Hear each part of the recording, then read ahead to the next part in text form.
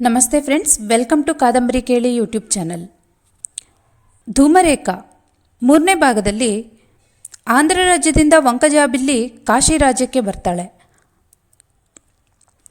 ಸ್ವಲ್ಪ ದಿನದ ನಂತರ ಚಿತ್ರಶಿಖಂಡಿ ಮಗಧ ರಾಜ್ಯದಿಂದ ಬಂದು ವೇದಮರೀಚಿಕೆ ಬಗ್ಗೆ ಪರಾಶರ ಶಾಸ್ತ್ರಿಗೆ ಇನ್ಫಾರ್ಮೇಷನ್ ಕೊಡ್ತಾನೆ.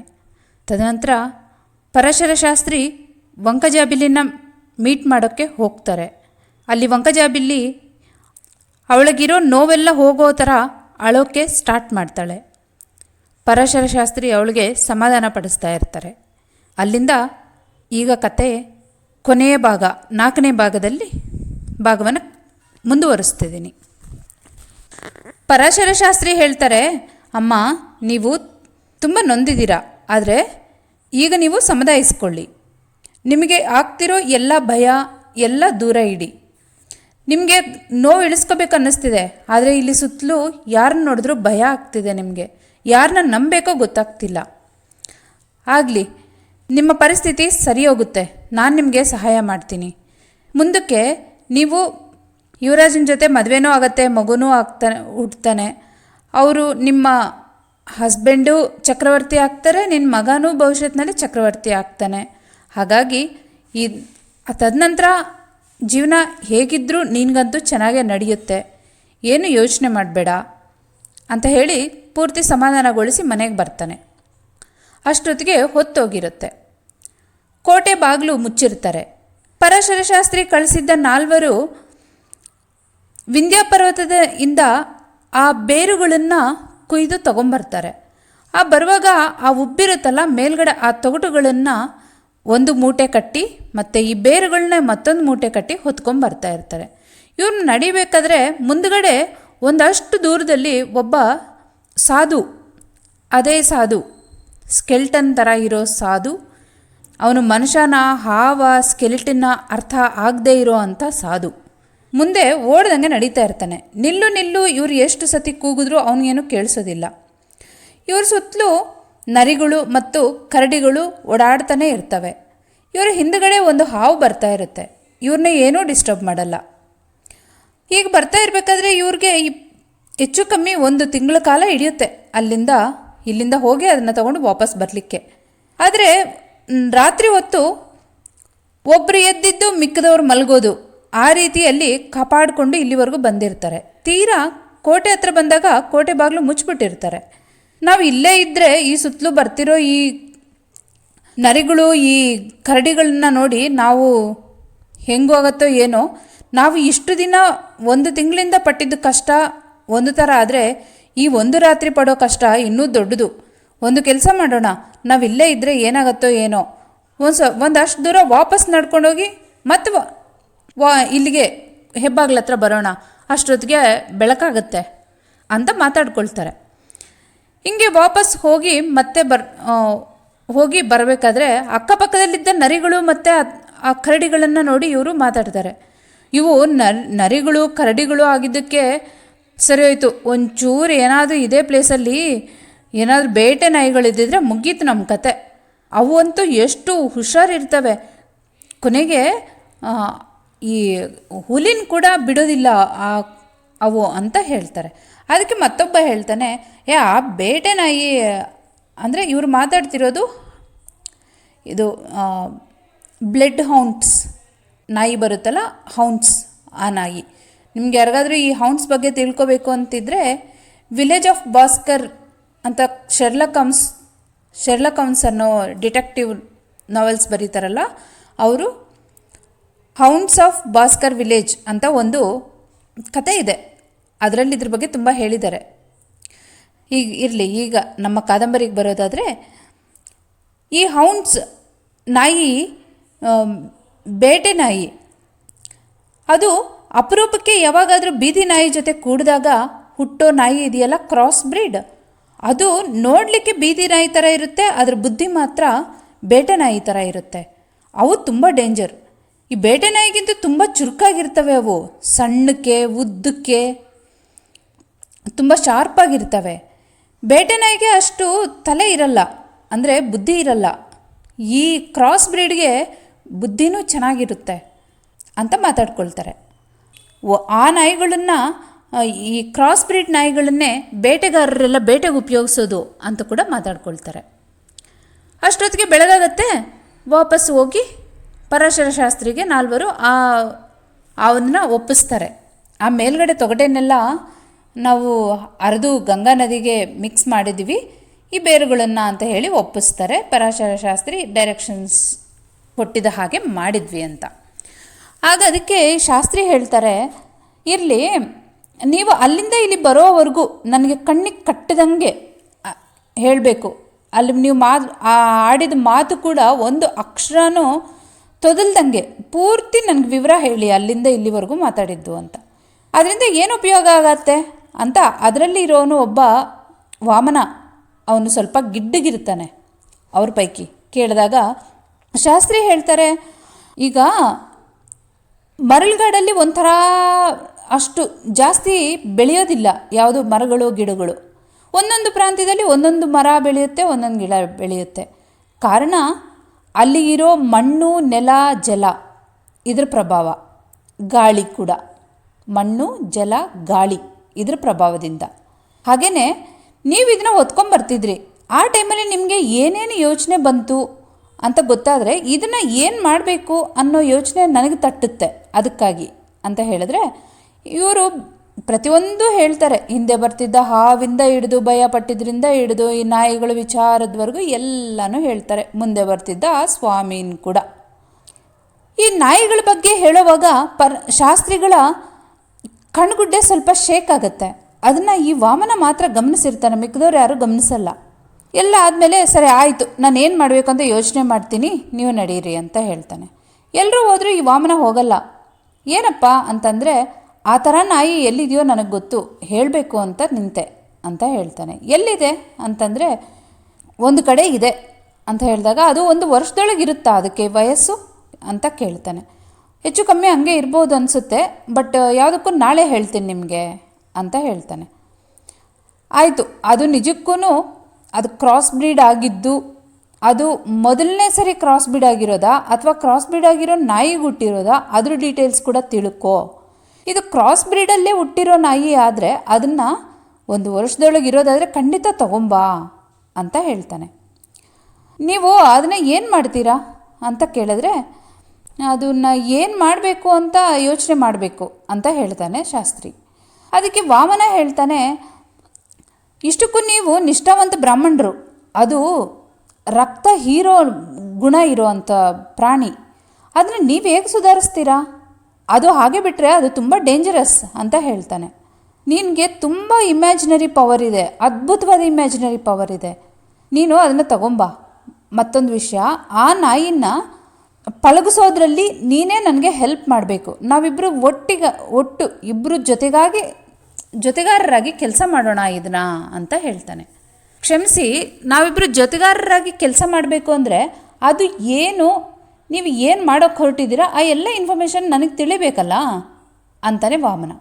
ಶಾಸ್ತ್ರಿ ಹೇಳ್ತಾರೆ, ಆಯಿತು ನಿಂಗೆ ತಿಳಿಬೇಕು, ಆದರೆ ಮುಂಚೆ ಹೇಳೋ ಅಂಥದ್ದೇನೂ ಇಲ್ಲ. ಇಲ್ಲಿ ಮಾಡಬೇಕಾದ್ರೆ ನಿನಗೆ ತಿಳಿಲಾರ್ದಂಗೆ ನಾನು ಏನು ಮಾಡೋದಿಲ್ಲ. ಹೋಗಿ ಅದು ನಾಯಿ ನಾನು ಕೊಟ್ಟಿರೋ ಈ ಲಿಮಿಟ್ಸಲ್ಲಿ ಇದೆಯಾ ನೋಡಿಕೊಂಡು ಅದನ್ನು ತಗೊಂಬಾ ಅಂತ ಹೇಳ್ತಾನೆ. ಆ ನೆಕ್ಸ್ಟ್ ಡೇ ಆ ನಾಯಿನ ತೊಗೊಂಬರ್ತಾನೆ ವಾಮನ.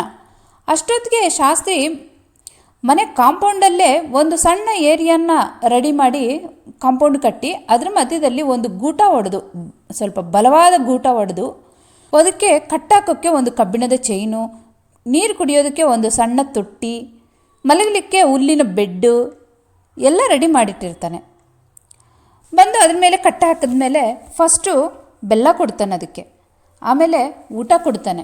ಹಾಗೇ ಒಂದು ವಾರದ ಕಾಲ ಅನ್ನ ಪಾನೀಯಗಳನ್ನು ಶಾಸ್ತ್ರಿನೇ ಕೊಡ್ತಾರೆ. ಆ ನಾಯಿಗೆ ಈ ಶಾಸ್ತ್ರಿ ಮಾಲೀಕ ಅನ್ನೋದು ಅರ್ಥ ಮಾಡಿಸ್ತಾನೆ. ಅದಾದಮೇಲೆ ಅವನು ಕೊಟ್ಟಿರೋ ಆ ಬೇರುಗಳನ್ನು ಸುಟ್ಟು ಅದರಲ್ಲಿ ಧೂಮಪಾನ ಮಾಡಿಸ್ತಾನೆ. ಅದು ಫಸ್ಟು ರೆಡಿ ಇರಲ್ಲ, ಅದು ಮಾಡಲ್ಲ, ಬಟ್ ನಿಧಾನಕ್ಕೆ ಅದಕ್ಕೂ ರುಚಿ ಹತ್ತುತ್ತೆ. 19 ಬೇರುಗಳನ್ನು ಸುಟ್ಟು ಅದು ಸುಡುವಾಗ 19 ಬೇರಿನ ಹೊಗೆಯನ್ನು ಹೀರ್ಕೊಂಡ್ಬಿಡುತ್ತೆ.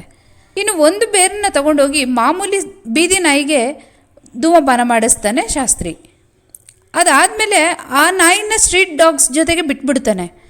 ಈಗ ಈ ಕ್ರಾಸ್ ಬ್ರೀಡ್ ನಾಯಿನ ಆ ಮಾರನೇ ದಿನ ಚೈನ್ ಹಿಡ್ಕೊಂಡೇ ಕರ್ಕೊಂಡೋಗಿ ಆ ಮಾಮೂಲಿ ಎಲ್ಲ ನಾಯಿಗಳೆಲ್ಲ ಆಡ್ತಿರ್ತಾವಲ್ಲ ಅಲ್ಲಿಗೆ ಬಿಡ್ತಾರೆ. ಈ ನಾಯಿ ಹೋಗಿದ್ದೆ ಯಾವ ನಾಯಿನೂ ಏನು ಮಾಡಲ್ಲ.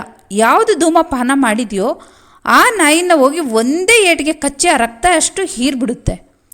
ಆಮೇಲೆ ಆ ಚೈನ್ನ ತೊಗೊಂಬಂದ್ಬಿಟ್ಟು ಆ ಗೂಟಕ್ಕೆ ಕಟ್ಟ ಹಾಕ್ತಾನೆ ಶಾಸ್ತ್ರಿ. ನನ್ನ ಅಂದಾಜು ನನ್ನ ಲೆಕ್ಕಾಚಾರ ಯಾವುದು ತಪ್ಪಾಗಿಲ್ಲ ವಾಮನ. ಇದು ಈ ಧೂಮಪಾನ ಮಾಡಿದವರು ಯಾರಾದರೂ ಇದ್ದರೆ ಅವ್ರನ್ನೆಲ್ಲರನ್ನೂ ಚೆನ್ನಾಗಿ ಸಾಯಿಸಿಬಿಡುತ್ತೆ, ನೋ ಡೌಟ್. ಆದರೆ ನಾವಿದರಲ್ಲಿ ರಕ್ಷಿಸ್ಕೋಬೇಕಾಗಿರೋ 2 ಪ್ರದೇಶಗಳಿದ್ದಾವೆ. ಅದು ಬಿಟ್ಟು ಬೇರೆ ಯಾರಾದರೂ ಇದ್ದರೆ ಹಾಗೆ ಮಾಡಿದ್ರೂ ತೊಂದರೆ ಇಲ್ಲ. ಆ ವ್ಯಕ್ತಿ ಇದಾನಲ್ಲ, ಧೂಮಪಾನ ಮಾಡಿಸಿದ್ನಲ್ಲ ನಮ್ಮ ರಾಜನಿಗೆ, ಆ ವ್ಯಕ್ತಿನ ಮೊದಲು ಸಾಯಿಸಬೇಕು. ಈಗ ಸದ್ಯಕ್ಕೆ ನನ್ನ ಅಷ್ಟದಿಗ್ಬಂಧನ ವರ್ಕ್ ಆಗ್ತಿದೆ, ಬಟ್ ಎಷ್ಟು ದಿನ ಆಗಲಿ, ಈ ನಾಯಿ ಇದ್ದಷ್ಟು ದಿನ ಅವನಂತೂ ಈ ದೇಶದೊಳಗೆ ಬರೋಕ್ಕೆ ಚಾನ್ಸೇ ಇಲ್ಲ ಅಂತ ನಿರ್ಧಾರ ಮಾಡ್ಕೊಳ್ತಾನೆ.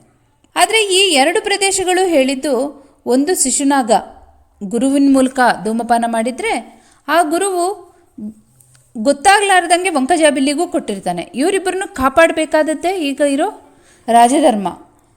ಇದು ಹೀಗೆ ನಡೀತಾ ಇದ್ದರೆ ರಾಣಿ ವಂಕಜಾಬಿಲ್ಲಿಗೂ ಮತ್ತು ಶಿಶುನಾಗನಿಗೂ ಮದುವೆ ಮಾಡಿಸ್ತಾರೆ. ತುಂಬ ಅದ್ಧೂರಿಯಾಗಿ ಮದುವೆ ನಡೆಯುತ್ತೆ. ಮದುವೆಗೆ ಬರಬೇಕು ಅಂತ ಹೇಳಿ ವೇದ ಮರೀಚಿಕೆಗೆ ಹೇಳಿ ಕಳಿಸಿದ್ರು, ಬರಲ್ಲ ಅವಳು. ಸುಮಾರು ಜನ ಬೇರೆ ರಾಜಂದಿರು ಮತ್ತು ಅಕ್ಕಪಕ್ಕದವರು ಎಲ್ಲರೂ ಆಂಧ್ರ ರಾಜನ್ನ ಕೆಟ್ಟದಾಗಿ ಅಂದ್ಕೊಳ್ತಾರೆ. ಅವನಿಗೆ ಎಷ್ಟು ನಾಚಿಕೆ ಇಲ್ಲ, ಮಗಳನ್ನ ಮದುವೆ ನಾವೇ ಮಾಡಿಸ್ಕೊತೀವಿ ಕರ್ಕೊಬನ್ನಿ ಅಂದರೆ ಮಗಳನ್ನ ಹಾಗೆ ಕಳಿಸ್ಬಿಡೋದೇನಾ, ಅವನೆಂಥ ತಂದೆ, ಅವನೆಂಥ ರಾಜ, ಅವನಿಗೇನು ನೀತಿ ಇದೆ ಅಂತೆಲ್ಲರೂ ಆಡ್ಕೋತಾರೆ. ಇದು ಯಾವುದು ತಲೆ ಕೆಡಿಸ್ಕೊಳ್ಳೋ ಸ್ಥಿತಿಯಲ್ಲಿ ವಂಕಜಾಬಿಲ್ಲಿ ಇರೋದಿಲ್ಲ.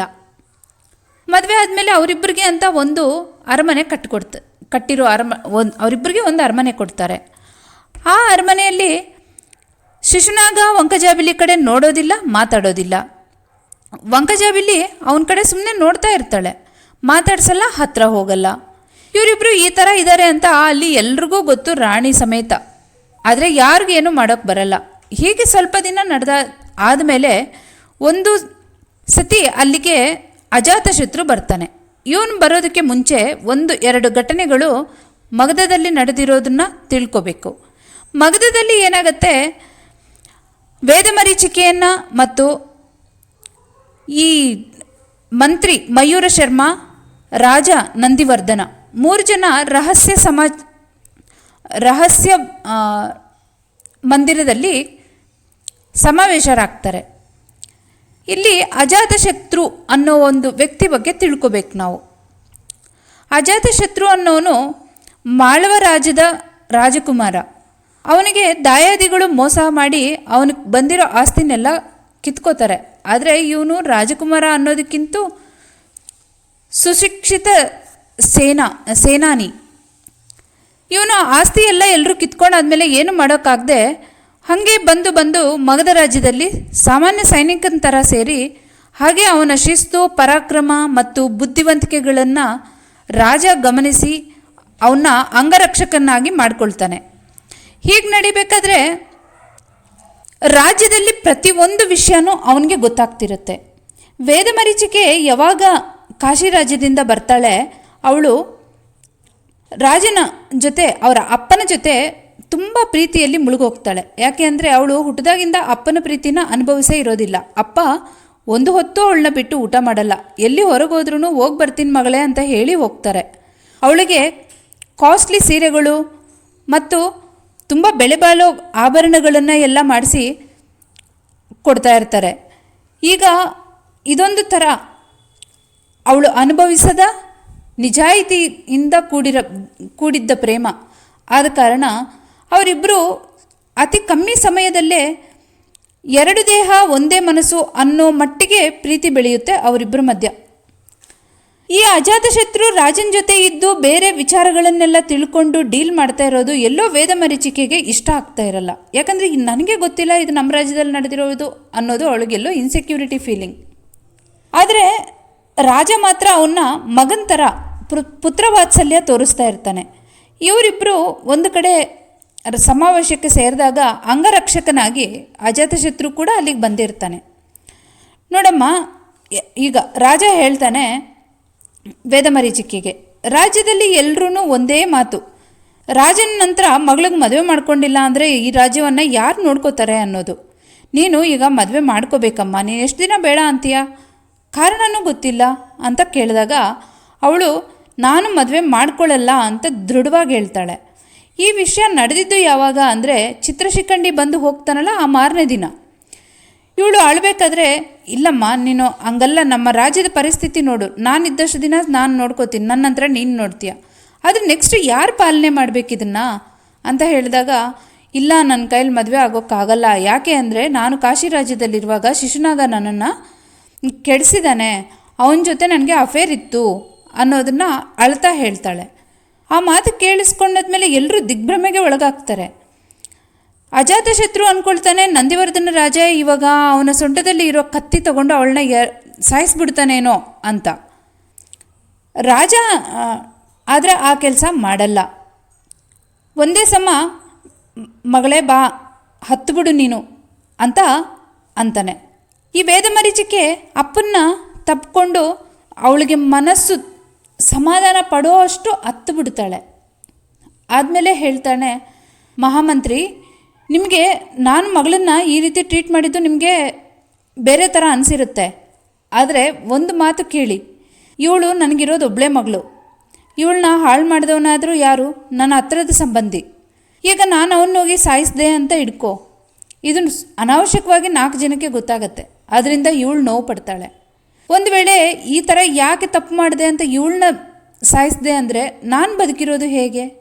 ಹಾಗಾಗಿ ನಾನು ಯಾರಿಗೂ ಏನೂ ಶಿಕ್ಷೆ ಕೊಡಲ್ಲ, ಯಾರಿಗೂ ಏನೂ ನಾನು ಹೇಳಲ್ಲ.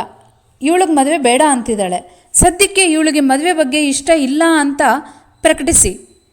ನನ್ನ ಈ ನಿರ್ಧಾರ ನಿಮಗೆ ವಿಚಿತ್ರ ಅನ್ನಿಸ್ಬೋದು, ಆದರೆ ನನಗೆ ಬೇರೆ ಸಂತಾನ ಇಲ್ವಲ್ಲ ಅಂತ ಅಂದ್ಕೊಳ್ತಿರ್ತಾನೆ ಅಂತ ಹೇಳ್ತಾನೆ.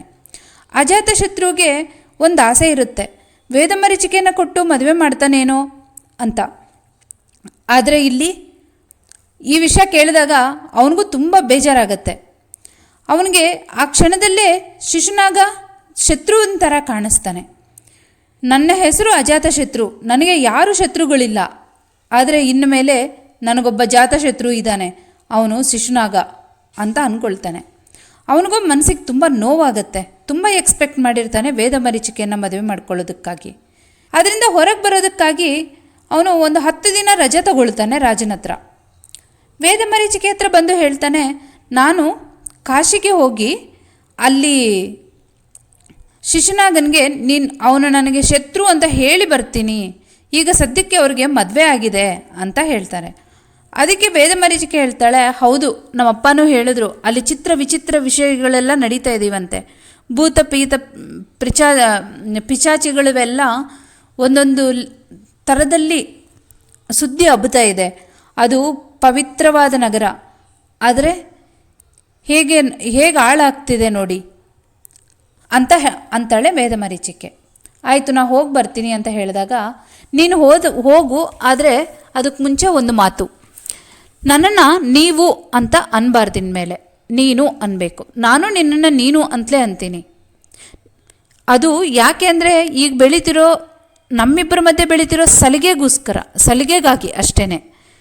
ನಾನು ರಾಜನ ಮಗಳಾಗಿ ನಿನಗೆ ಹೇಳ್ತಾ ಇಲ್ಲ, ಆದರೆ ಈಗ ನಂದೊಂದು ಆಜ್ಞಾಪನೆ ಇದೆ ಅದೇ ಸಲಿಗೆಯಿಂದ.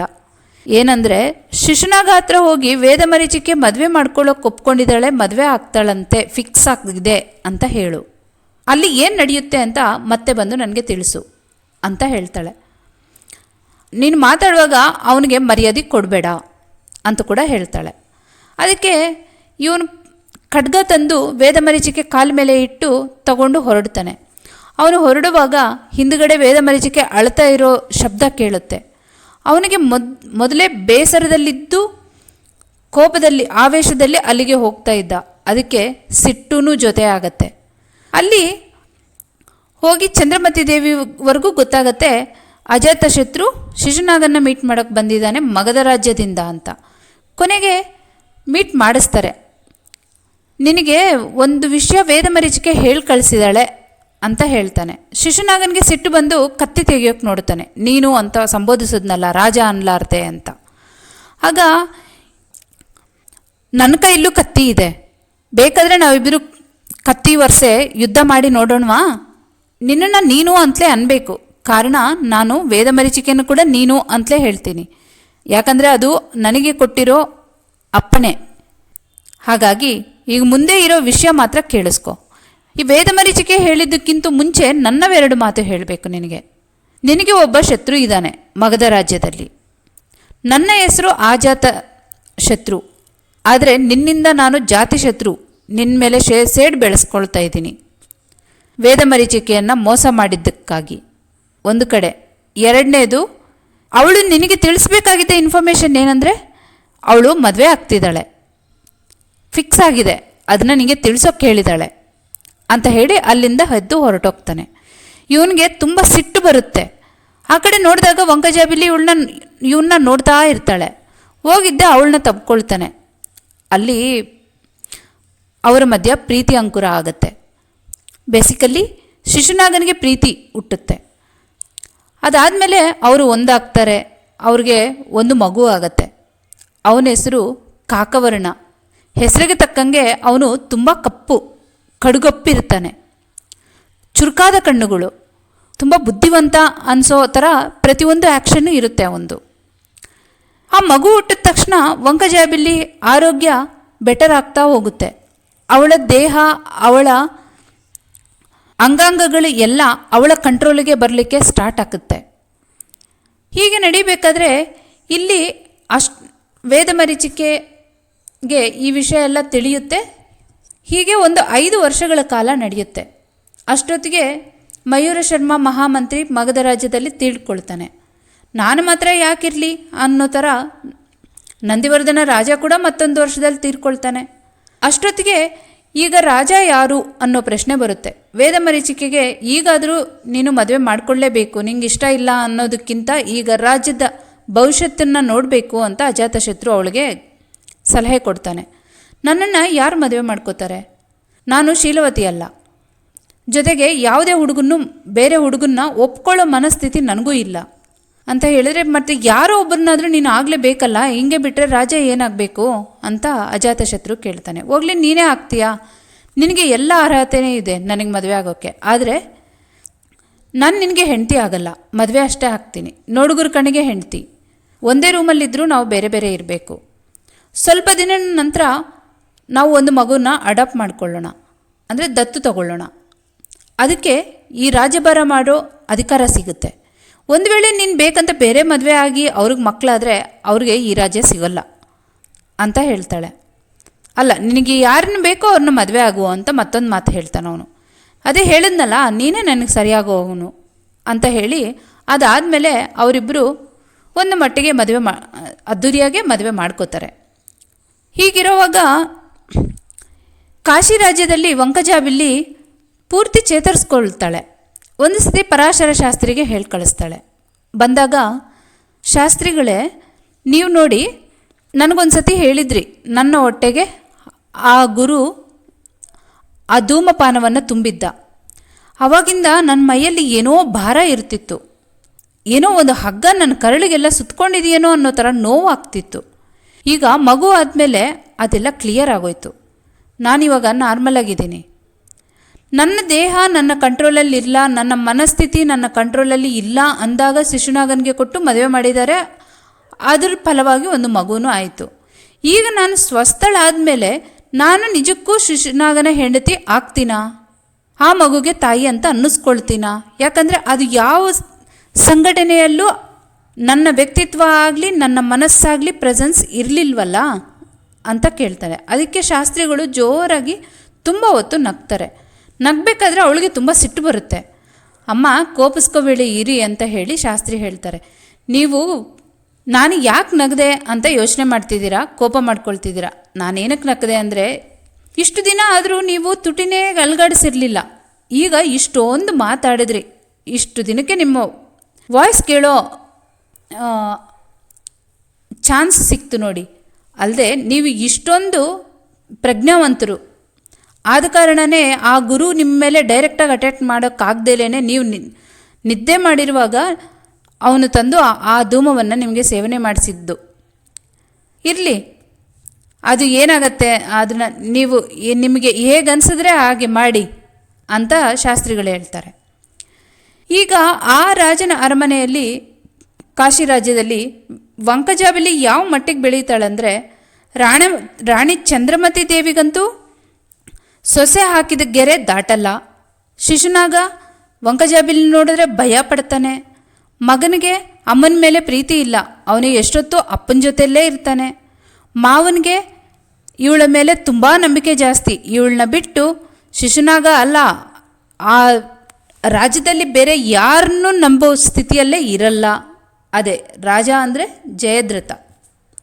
ಹೀಗೆ ಅವಳ ಸ್ಥಾನವನ್ನು ಒಂದೊಂದು ಲೆವೆಲ್ಲಾಗಿ ಮೇಲೆ ತಗೊಂಡು ಹೋಗ್ತಾಳೆ.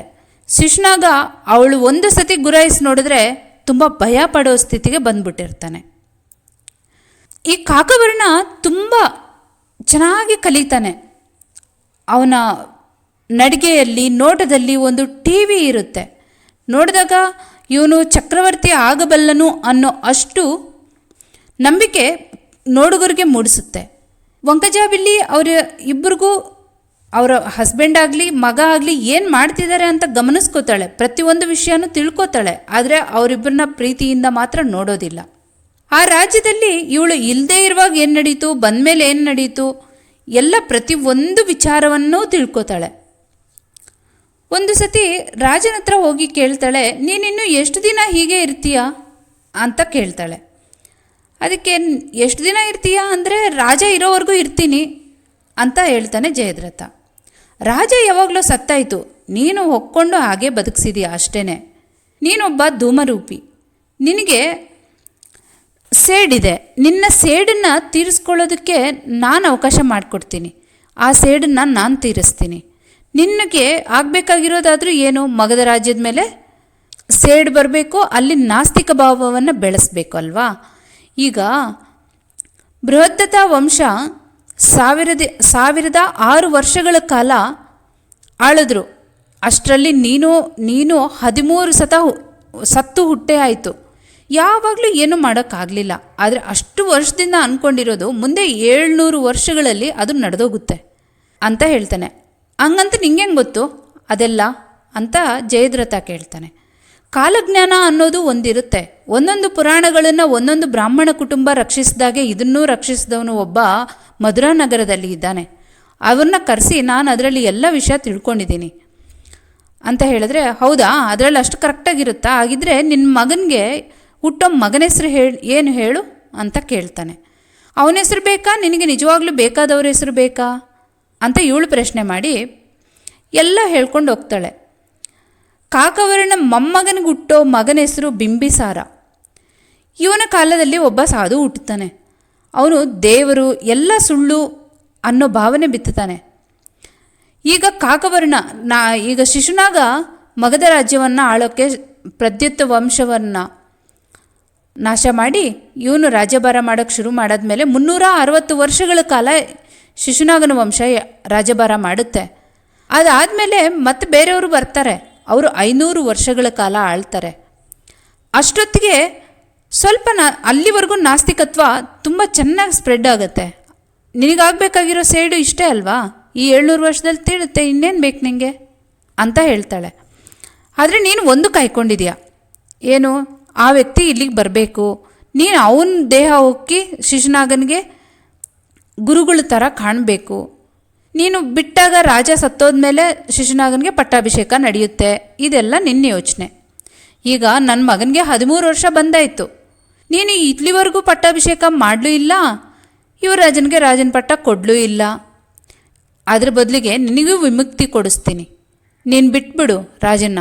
ಈಗ ಶಿಶುನಾಗ ಆಗ್ತಾನೆ, ರಾಜನಾಗ್ತಾನೆ. ಆದಮೇಲೆ ನಾವೇ ದಂಡೆತ್ತಿ ಮಗಧ ರಾಜ್ಯವನ್ನು ಗೆಲ್ತೀವಿ ಅಂತ ಹೇಳ್ತಾಳೆ. ನೀನು ಚಂಡ ಪ್ರಚಂಡಳಮ್ಮ ಅಂತ ಹೇಳಿ ಹೊಗಳ್ತಾನೆ ಜಯದ್ರಥ. ಅದಾದಮೇಲೆ ಪರಾಶರ ಶಾಸ್ತ್ರಿಗಳನ್ನು ಕರೀತಾರೆ. ಏನಕ್ಕೆ ಅಂದರೆ ಪರಾಶರ ಶಾಸ್ತ್ರಿಗಳು ಆ ಕೋಟೆ ಸುತ್ತಲೂ ಅಷ್ಟದಿಗ್ಬಂಧನ ಹಾಕಿದಾರಲ್ಲ ಆ ವ್ಯಕ್ತಿ ಈ ಕೋಟೆ ಒಳಗೆ ಬರಲಾರ್ದಂಗೆ ಅದನ್ನು ತೆಗೆಸ್ಬೇಕು. ಆವಾಗಲೇ ಅವನಿಲ್ಲಿಗೆ ಬರ್ತಾನೆ. ಮತ್ತು ಜಯದ್ರಥನಿಗೆ ಇನ್ನೊಂದು ಪ್ಲ್ಯಾನ್ ಕೂಡ ಹೇಳ್ತಾಳೆ. ಈಗ ನಾನು ಅಷ್ಟದಿಗ್ಬಂಧನ ತೆಗೆಸಿ ಆ ವ್ಯಕ್ತಿನ ಇಲ್ಲಿಗೆ ಕರೆಸ್ತೀನಿ, ನೀನು ಅವನ ಮೈ ಹೊಕ್ಕಿ ನೀನು ಮಗಧ ರಾಜ್ಯಕ್ಕೆ ಹೋಗಿ ನಾವು ದಂಡೆತ್ತಿ ಅಲ್ಲಿಗೆ ಬರುವ ಅಷ್ಟೊತ್ತಿಗೆ ಅಲ್ಲಿ ಇರೋ ಪರಿಸ್ಥಿತಿಗಳನ್ನೆಲ್ಲ ನಮ್ಮ ಅನುಕೂಲಕ್ಕೆ ಮಾಡು ಅಂತ ಹೇಳಿರ್ತಾಳೆ. ಈಗ ಶಾಸ್ತ್ರಿಗಳನ್ನ ಕರೆದು ಅಷ್ಟದಿಗ್ಬಂಧನ ತೆಗೆಸ್ತಾಳೆ. ಜೊತೆಗೆ ಹೇಳ್ತಾಳೆ, ನಾವು ತ್ರಿವೇಣಿ ಸಂಗಮದಲ್ಲಿ ಸ್ನಾನ ಮಾಡಿ ಏನಾದರೂ ಕೇಳ್ಕೊಂಡ್ರೆ ಅದು ನಡೆಯುತ್ತಂತೆ, ಹೌದಾ ಅಂತ ಕೇಳ್ತಾಳೆ. ಹೌದಮ್ಮ ನಡೆಯುತ್ತೆ, ಆದರೆ ಇವಾಗ ಏನು ಬೇಡ್ಕೋಬೇಕು ಅಂತ ಕೇಳ್ತಾನೆ. ಯಾಕೆಂದರೆ ಈಗ ವಂಕಜಾವಿಲ್ಲಿ ಮುಂಚೆ ರಾಣಿ ಚಂದ್ರಮತಿ ದೇವಿಗೆ ಶಾಸ್ತ್ರಿಗಳು ಏನು ಮಾಡಬೇಕು ಅಂತ ಹೇಳ್ತಿದ್ರು. ಈಗ ವಂಕಜಾವಿಲ್ಲಿನೇ ಶಾಸ್ತ್ರಿಗಳಿಗೆ ಏನು ಮಾಡಬೇಕು ಅಂತ ಹೇಳೋ ಸ್ಥಿತಿಗೆ ತಲುಪಿರ್ತಾಳೆ. ಹೇಳ್ತಾಳೆ, ನಿಮಗೆ ತುಂಬಾ ಬೇರೆ ಬೇರೆ ವಿದ್ಯೆ ಕಲಿಬೇಕಂತ ಆಸೆ ಇದೆ ಅಲ್ವಾ? ಇವಾಗ ಬರೋ ಜನ್ಮದಲ್ಲಿ ಅದೆಲ್ಲ ತುಂಬ ನನಗೆ ವಿದ್ಯೆ ಬರಲಿ ಅಂತ ನೀವು ಕೇಳ್ಕೊಂಡು ಅಲ್ಲಿ ಮುಳುಗಿದ್ರೆ ಅಂತ ಕೇಳ್ತಾಳೆ. ನಿಮ್ಮ ಆಜ್ಞೆ ಅದೇ ಆದರೆ ಮಾಡ್ತೀನಿ, ಆದರೆ ಇನ್ನೊಂದು ವಿಷಯನೂ ಹೇಳಮ್ಮ, ನಾನು ಮತ್ತೆ ಯಾವಾಗ ಹುಟ್ಟಿ ಬರಬೇಕು ಆ ವಿದ್ಯೆಯನ್ನೆಲ್ಲ ತಗೊಂಡು ಅಂತ ಹೇಳಿದ್ರೆ, ಇನ್ನೊಂದು 700 ವರ್ಷಗಳ ನಂತರ ನೀವು ಹುಟ್ಟಿ ಬರಬೇಕು, ಆವಾಗ ನಿಮಗೆಲ್ಲ ವಿದ್ಯೆ ಗೊತ್ತಿರಬೇಕು, ಆ ಥರ ಕೇಳ್ಕೊಂಡು ನೀವು ಮುಳುಗ್ರಿ ಅಂತ ಹೇಳ್ತಾಳೆ. ಆದರೆ ನೀವು ಹೋಗ್ತೀರ ಅಂದರೆ ನನಗೆ ಬೇಜಾರೂ ಆಗುತ್ತೆ ಅಂತ ವ್ಯಕ್ತಪಡಿಸ್ತಾಳೆ. ನೀನು ಎಂಥವಳಮ್ಮ, ನೀನು ತುಂಬ ದೊಡ್ಡವಳು, ನೀನು ಚಂಡ ಪ್ರಚಂಡಳು. ಯಾಕೆ ಗೊತ್ತಾ, ನೀನು ನಿನ್ನ ಗಂಡನನ್ನು ಮಗನನ್ನು ತುಂಬ ಕೇರ್ಲೆಸ್ ಆಗಿ ನೋಡಬಲ್ಲೆ, ಅಟ್ ದಿ ಸೇಮ್ ಟೈಮ್ ಅವ್ರನ್ನ ಬೆಳವಣಿಗೆಗಾಗಿ ವರ್ಕ್ ಮಾಡಬಲ್ಲೆ, ರಾಜ್ಯವನ್ನು ಪರಿಪಾಲನೆ ಮಾಡಬಲ್ಲೆ, ಜೊತೆಗೆ ಪ್ರೇತಾತ್ಮಗಳಿಗೆ ವಿಮುಕ್ತಿನೂ ಕೊಡಿಸಬಲ್ಲೆ, ಗುರುವಿಗೆ ಮರೋಪದೇಶ ಮಾಡಬಲ್ಲೆ. ಆ ಗುರು ಸಾಯ್ತಾನೆ ಅಂದಾಗ ನೀನು ಬೇಜಾರು ಮಾಡ್ಕೋಬಲ್ಲೆ. ನಿನ್ನಂಥವರು ತುಂಬ ಅಪರೂಪ. ನೀನು ಇಷ್ಟಕ್ಕೆ ಹಿಂದೆ ಒಂದು ಕಾಲದಲ್ಲಿ ಏನಾದರೂ ಹುಟ್ಟಿದ್ದಿದ್ರೆ ಅದೇ ಸೀತೆಗೆ ರಾಮ, ದಮಯಂತಿಗೆ ನಳ, ರುಕ್ಮಿಣಿಗೆ ಕೃಷ್ಣ ಇದ್ದ ಹಾಗೆ ನಿನಗೆ ಒಳ್ಳೆ ಗಂಡ ಸಿಗ್ಬೋದಾಗಿತ್ತು. ಆದರೆ ಇರಲಿ, ಇದು ಕಲಿಕಾಲ, ಎಲ್ಲನೂ ನಡೆಯುತ್ತೆ ಅಂತ ಹೇಳಿ ಹೋಗ್ತಾನೆ. ನೀವು ಹೋಗೋಕ್ಕೆ ಮುಂಚೆ ಏನಾದರೂ ಹೇಳೋದಿದ್ದರೆ ಹೇಳಿಬಿಟ್ಟು ಹೋಗಿ ಅಂತ ಕೇಳ್ತಾಳೆ ಇವಳು. ಖಂಡಿತವಾಗ್ಲೂ ನಾಳೆ ನೀವು ನಿಮ್ಮ ಗಂಡ ಮಗ 3 ಜನ ನಮ್ಮ ಮನೆಗೆ ಬನ್ನಿ, ನಾಳೆನೇ ನಾನು ಹೊರಡ್ತೀನಿ ಅಂತ ಹೇಳಿ ಶಾಸ್ತ್ರಿಗಳು ಅವ್ರ ಮನೆಗೆ ಹೊರಡ್ತಾರೆ. ಮಾರನೇ ದಿನ ಇವ್ರು 3 ಜನ ಶಾಸ್ತ್ರಿಗಳ ಮನೆಗೆ ಹೋಗ್ತಾರೆ. ಅಲ್ಲಿಗೆ ಹೋದ್ಮೇಲೆ ಒಂದು ಕಬ್ಬು ಶಿಶುನಾಗನಿಗೂ ಮತ್ತು ಕಾಕವರ್ಣನಿಗೂ ಕೊಟ್ಟು ಅದನ್ನು ಅರೆದು ನೀರು ತೆಗೆದು ಬೆಲ್ಲ ಮಾಡಿ ಅದನ್ನು ನಾಯಿಗೆ ತಿನ್ನಿಸ್ಲಿಕ್ಕೆ ಹೇಳ್ತಾನೆ. ಅದೇ ಕ್ರಾಸ್ ಬ್ರೀಡ್ ನಾಯಿ ಇರುತ್ತಲ್ಲ, ಧೂಮಪಾನ ಮಾಡಿರೋ ನಾಯಿಗೆ. ಮತ್ತು ವಂಕಜಾಬಿಲ್ಲಿ ಕೈಯಲ್ಲಿ ಊಟ ಕೊಡಿಸಿ ಇವನು ನಗ್ತಾ ದೂರದಿಂದ ಕೂತು ಅದನ್ನು ನೋಡ್ತಾ ಇರ್ತಾನೆ. ಆ ನಾಯಿಗೆ ಅರ್ಥ ಆಗುತ್ತೆ, ಇನ್ಮೇಲೆ ವಂಕಜಾಬಿಲ್ಲಿನೇ ಅವನಿಗೆ ನೋಡ್ಕೊಳ್ಳೋದು ಯಜಮಾನಿ ಅಂತ. ತದನಂತರ ಅವಳು ನಾಯಿನ ಕರ್ಕೊಂಡು ಅರಮನೆಗೆ ಹೊಟ್ಟೋಗ್ತಾಳೆ. ಪರಾಶರ ಶಾಸ್ತ್ರಿ ತ್ರಿವೇಣಿ ಸಂಗಮದ ಕಡೆ ಹೊರಡ್ತಾರೆ. ಇದು ಇಲ್ಲಿ ಈಗ ನಡೀತಾ ಇರಬೇಕಾದ್ರೆ ವಂಕಜಾಬಿಲ್ಲಿ ಈ ಜಯದ್ರಥ ದೇಹ ಬಿಡ್ತಾನೆ. ಬೇರೆ ಗುರು ಬರ್ತಾನೆ, ಜಯದ್ರಥ ಆ ಮೈ ಹೋಗ್ತಾನೆ, ಇಲ್ಲಿ ರಾಜ ಸಾಯ್ತಾನೆ. ತಕ್ಷಣ ಬರಲಿಕ್ಕೆ ವೇದಮರೀಚಿಕೆಗೆ ರಾಣಿ ಚಂದ್ರಮತಿ ದೇವಿ ಹೇಳಿ ಕಳಿಸ್ತಾಳೆ. ಅಷ್ಟೊತ್ತಿಗೆ ಆ ಊರಿಗೆ ಹೋದ ಸಾಧು ಹಾಗೂ ಈಗೂ ಅವಳನ್ನ ಮೀಟ್ ಮಾಡಿ ಈಗ ಹೋಗೋ ಅವಶ್ಯಕತೆ ಇಲ್ಲ ಅಂತ ತಿಳಿಸ್ತಾನೆ. ಅಜಾತಶತ್ರು ಹೇಳ್ತಾನೆ, ಇಲ್ಲ ನೀವು ಹೋಗಬೇಕು ಈ ಟೈಮಲ್ಲಿ ಅಂತ. ಆದರೆ ಅವಳು ಕೇಳೋಕ್ಕೆ ರೆಡಿ ಇರಲ್ಲ. ಈ ಸಾಧು ಅವಳನ್ನ ಏನೋ ಮೋಡಿ ಮಾಡಿಬಿಡ್ತಾನೆ. ಆ ರಾಜ್ಯದಲ್ಲಿ ಎಲ್ರಿಗೂ ಇವನು ಹೇಳಿದ್ದೇ ವೇದವಾಕ್ಕು ಅನ್ನೋ ಮಟ್ಟಿಗೆ ಬೆಳೀತಾನಲ್ಲಿ. ರಾಜ್ಯ ಪರಿಪಾಲನೆಯಲ್ಲೂ ಏನಾದರೂ ಬೇಕಾದರೆ ಈ ವೇದಮರೀಚಿಕೆ ಸಾಧು ಹೇಳಿದ ಹಾಗೆ ಮಾಡು ಅಂತ ಅಜಾತಶತ್ರುಗೆ ಹೇಳೋಕ್ಕೆ ಸ್ಟಾರ್ಟ್ ಮಾಡ್ತಾಳೆ. ಇವನಿಗೆ ತುಂಬ ಕೋಪ ಬರ್ತಾ ಇರುತ್ತೆ. ಅದು ತಪ್ಪು, ಹಾಗೆ ಮಾಡಬಾರ್ದು ಅಂತ ಇವನು ಒಳ್ಳೆ ರಾಜ್ಯದ ಹಿತದೃಷ್ಟಿಯಿಂದ ಹೇಳಿದ್ರೆ ಇವಳು ಆ ಸಾಧು ಹೇಳೋದನ್ನ ಬಿಟ್ಟು ಬೇರೆ ಏನೂ ಯಾವುದೇ ಕಾರಣಕ್ಕೂ ಇವಳು ನಂಬಲ್ಲ. ಹೀಗೆ ಒಂದು ದಿನ ಸುದ್ದಿ ಬರುತ್ತೆ, ವಂಕಜಾಬಿಲ್ಲಿ ಶಿಶುನಾಗ ಬರ್ತಾ ಇದ್ದಾರೆ ಅಂತ, ಚಂದ್ರಮತಿ ದೇವಿ ಸಮೇತ. ಅಜಾತಶತ್ರು ಹೇಳ್ತಾನೆ, ಅವ್ರನ್ನ ಬರೋಕ್ಕೆ ಬಿಡಬಾರ್ದು, ಅವ್ರನ್ನ ಹೆಬ್ಬಾಗ್ಲಲ್ಲೇ ಹೋಗಿ ಅವ್ರನ್ನ ಹಿಂದಿರುಗಿಸ್ಬೇಕು, ಅವರು ಒಳಗೆ ಬರ್ಕೂಡ್ದು, ಅವ್ರು ನಮಗೆ ಶತ್ರುಗಳು ಅಂತ. ಆದರೆ ವೇದಮರೀಚಿಕೆ ಅಲ್ಲೋಗಿ ಅವ್ರಿಗೆ ಆಹ್ವಾನ ಮಾಡ್ತಾಳೆ, ಅವ್ರನ್ನ ಕರ್ಕೊಂಬಾ ಅಂತ ಹೇಳಿರ್ತಾನೆ ಸಾಧು. ಇವನಿಗೆ ಎಲ್ಲೋ ತುಂಬ ಬೇಸರ ಆಗ್ತಾ ಇರುತ್ತೆ ವೇದಮರೀಚಿಕೆ ಮಾಡ್ತಿರೋದು. ಹೀಗಿರುವಾಗ ಬಂದವರು, ಅವರು ಸಂಬಂಧಿಕರು ಬಂದಂಗೆ ಬಂದವರು 2-3 ತಿಂಗಳಾದರೂ ಅಲ್ಗಾಡೋದಿಲ್ಲ. ಈ ಮಧ್ಯದಲ್ಲಿ ಅವ್ರಿಗಿರೋ ಒಳ್ಳೊಳ್ಳೆ ಸೈನಿಕರು, ನಂಬಿಕಸ್ಥರನ್ನ ಎಲ್ಲ ರಾಜ್ಯದ ಪರಿಪಾಲನೆಯಲ್ಲಿ ಮತ್ತು ಮುಖ್ಯವಾದ ಸ್ಥಾನಗಳಲ್ಲೆಲ್ಲ ನೇಮಿಸ್ತಾ ಹೋಗ್ತಾರೆ. ಹಾಗೆ ಎಲ್ಲ ಕಡೆ ಒಂದು ಸುದ್ದಿ ಹಬ್ಬಿಸ್ತಾರೆ. ವೇದಮರೀಚಿಕೆಗೂ ಅಜಾತಶತ್ರುಗೂ ಆಗ್ತಾ ಇಲ್ಲ. ಅಜಾತಶತ್ರು ವೇದಮರೀಚಿಕೆಯನ್ನು ಸಾಯಿಸ್ಬೇಕು ಅನ್ಕೋತಿದ್ದಾನೆ. ಆದರೆ ಶಿಶುಪಾಲ ಇರೋದ್ರಿಂದ ಅದು ನಡೀತಾ ಇಲ್ಲ. ಅಜಾತಶತ್ರು ತುಂಬ ಕೆಟ್ಟವನು ಅನ್ನೋ ಸುದ್ದಿನ ಎಲ್ಲ ಕಡೆ ಹಬ್ಬಿಸ್ತಾರೆ. ಮತ್ತು ಅವರಿಬ್ಬರ ಮಧ್ಯೆ ಸಂಬಂಧ ಇಲ್ಲ, ಅವ್ರಿಗೆ ಮಕ್ಕಳು ಆಗಲ್ಲ, ಅವ್ರ ಹೆಸರಿಗೆ ಮದುವೆ ಆಗಿದ್ದಾರೆ, ಈ ಸುದ್ದಿನ ಕೂಡ ಎಲ್ಲ ಕಡೆ ಹಬ್ಬಿಸ್ತಾರೆ. ಹಾಗೂ ಹೀಗೂ ಈ ವಿಷಯಗಳು ಈ ಅಜಾತಶತ್ರುವಿಗೆ ತಿಳಿಯುತ್ತೆ. ಆಗ ತಿಳಿದ ತಕ್ಷಣ ಅವನು ಒಂದೇ ಸಮ ಬಂದು ಕೇಳ್ತಾಳೆ,